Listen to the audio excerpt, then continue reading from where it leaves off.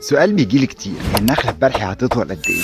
واحد يقول لي دي اخرها 3 متر، تاني يقول لي دي اخرها 5 سم كل سنه، قد كوبايه الشاي كده. طيب خلينا متفقين، النخل البرحي اقصر من النخل البلدي، بس ترانكو اعرض وجريده اطول. هديكم مثال، بدخل مزارع زارع مثلا بقاله 15 20 سنه، بلاقي الخشب طوله لا يتعدى مثلا ل 2 متر، وبالفعل بيبقى كل عمليات الخدمه واحنا واقفين. حاجه مهمه قوي تاثر على طول النخله، حاجه اسمها التربيه. فمثلا بعض المربين بيجوا في التقليم السنوي بيروح يسيب قلبها بس مثلا 10 جريدات تقريبا، ده بيحافظ لي على شكل النخله ويخلي قلبها شكله حلو قوي، بس بيكون نتيجته ان قلب النخله بيطول بسرعه وبيكون ترنكها رفيع شويه. في حين في شغل المزارع احنا بنفضل ان انا ما اقطعش غير الجريد الناشف والجريد الواقع بس على الارض، النتيجه بيكون عندي مجموع خضري غزير قوي يغذي النخله، بلاقي ان انا ترنك عندي عريض جدا بيغذي حلو قوي، والنتيجه بيبقى عندي بتفرق معايا في المحصول، في حجمه وفي جودته، وهي نفسها بتعمل عمليه البناء الضوئي بشكل ممتاز، ومعدل نموها الطولي بيبقى بطيء، وده بيسهل علينا عمليات الخدمه، وده الاسلوب الصح اللي انا بتبعه عاده في المسائل. فنصيحتي ليك لو انت مهتم بالشكل الجمالي فقط، يبقى مفيش اي مشكله تقلم مثلا تسيب 8 10 12 جريده في النص وتعملها بحيث ان يبقى الشكل الجمالي كويس، لكن لو انت بتدور على محصول وعلى شغل صح يبقى لازم تربيها وتبقى عريضه، ترنك محترم يغذي، معدل نمو بطيء لسهوله عمليات الخدمه لانها مكلفه قوي بعد كده. لو عجبك الفيديو ما تنساش تعمل لنا لايك وتكتب لنا رايك في الكومنتات، واتمنى يا رب اكون افدتكم، ولو في عندكم بقى استفسارات ما تنسوش تكلمونا او تبعتوا لنا على الصفحه او على الواتساب، وان شاء الله نكون في خدمتكم. يلا مش هطول عليكم اكتر من كده، اي خدمات.